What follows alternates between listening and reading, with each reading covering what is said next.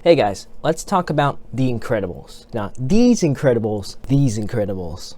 Anyways, today we're going to grossly dissect a children's movie made 18 years ago for the sake of content and my class. More specifically, we're going to squeeze this lemon for its justice-themed juice as much as possible.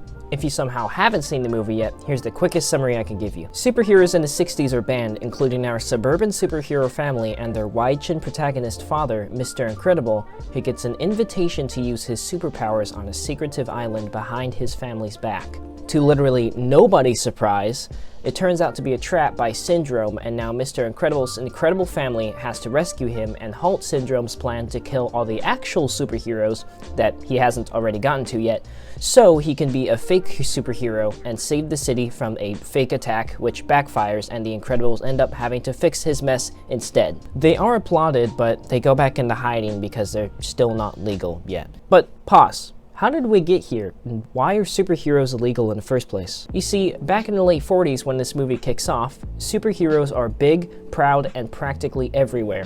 Mr. Incredible goes around and helps people all day. In fact, in just one day, he stops a police chase, helps a lady get a cat out of a tree, catches a thief, prevents a suicide right before Bon Voyage sticks the bombs to Buddy's cape and it falls on the train track, and our hero stops it from falling off its tracks. However, the city didn't just give a big thumbs up and say everything was okay. They were pretty pissed. Mr. Incredible caused a lot of damage that could have been avoidable had he just done nothing. The government wasn't too happy with it. The injured train users sued Mr. Incredible for their injuries, and the also injured attempted suicidee sued him for saving his life. Yeah, he was pretty upset he didn't get to die. Then, everybody who had even looked at a superhero thought this was a great idea and just started suing them left and right. The money was coming straight out of the government's pockets and they could barely afford it anymore, so they shut down a superhero program and sent all the supers into hiding and helped them get new identities and whatnot, whatever. The point is, the citizens thought that superheroes were expensive and caused a lot of destruction, and the city would ultimately be better off without them. Now stick with me, but we're gonna get a little off topic. We're going to be talking about DC's Superman and... I know why you're afraid to go out at night. The Batman. Now, to all the DC superfans out there, please correct me if I get something wrong, because I have seen these movies and a handful of random internet comics and facts. A lot of people think that Superman and Batman want the same thing, and to a certain extent they do because they both want to help their cities, but the way they go about this shows how they have different intentions about it. When people think of Superman, they think, oh, that's that guy who tied up those criminals and rescued a bunch of guys from a burning building, or, oh, that's the guy who stopped a bus from hitting that kid playing in the middle of the street. What were you thinking? Yeah, that guy's great. He's a big help to the community. But whenever people think of Batman, they think, I better not forget to return my library book, because if I do, Batman's gonna fly out of nowhere, tear my door down, and give me a concussion. I am scared. Because, let's be honest, Batman couldn't care less about your cat stuck in a tree. He'd rather donate comas to petty thieves who are trying to feed their family. See, this is the difference. I mean, sure, both of these guys have saved their cities from outer-worldly threats and been thanked for it, but they've also done wild, awful, horrible things, which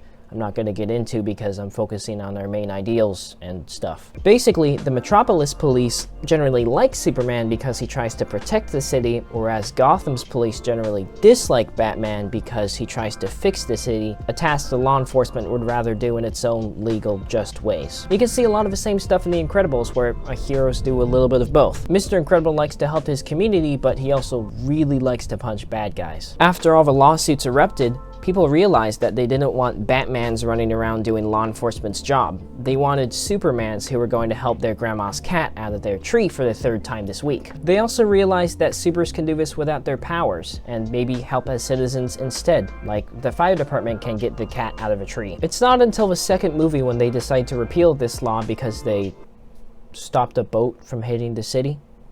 Yeah, personally, I think this is an awful idea. In the second movie, the Underminer attacks the city and the Incredibles step up to stop it.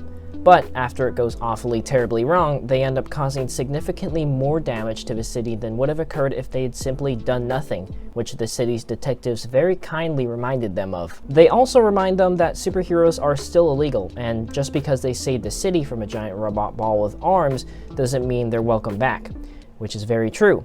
and they shouldn't ever be allowed to do hero work completely unrestrained. But it's not just about the damage, let's be real here. Say you're a police officer on their daily patrol, and you peek down an alleyway and see a man handcuffed to a fire escape ladder.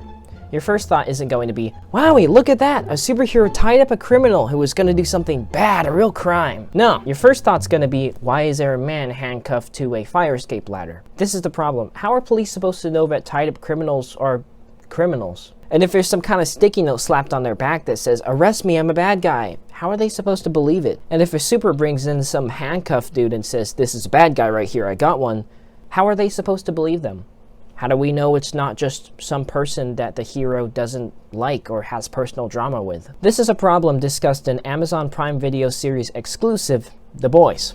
In the show, superheroes with really screwed up moral compasses are given authoritative power, and what do you know, they abuse it to get what they want. Who could have seen that coming? Ultimately, it is likely that superheroes could never exist freely in our society. If anything, they would be deemed as dangerous and get heavy restrictions dropped on them. Nonetheless, movies and stories about superheroes such as The Incredibles are inspirational and can be used to deliver captivating messages of justice, no matter if it works in real life or not. Thanks for watching the video, guys, and remember to like, subscribe, and stay incredible. Ugh.